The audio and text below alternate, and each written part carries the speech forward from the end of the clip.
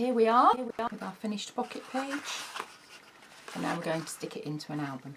As before, stick your pages in once you've decorated them. So here we have our album, and I've already stuck in one page, but I wanted to show you, if you start from the back, it's easier to make sure your pages are flat and all lined up, and also put a piece of white paper behind so you can see the edge of the page very clearly. On each side of your spine flap you will have put double-sided tape, and because it's a pocket page the corners are angled. If you remember when we stuck the dimensional page in, because it stuck directly onto the actual front of the hinge flap, you didn't want any corners cut off, otherwise it would show on the back of the page. If this is your first time doing this, take your time.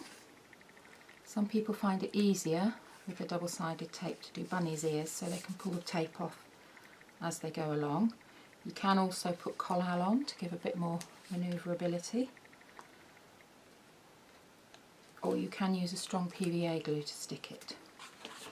So don't forget your page will be covered.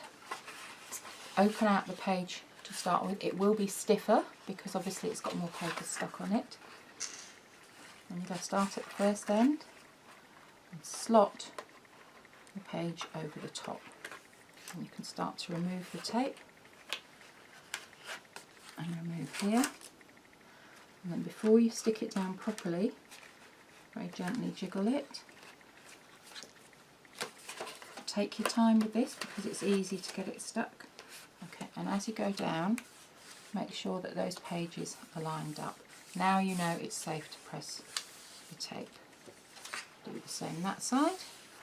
So now you can see that your pages line up beautifully and are lying flat in your book.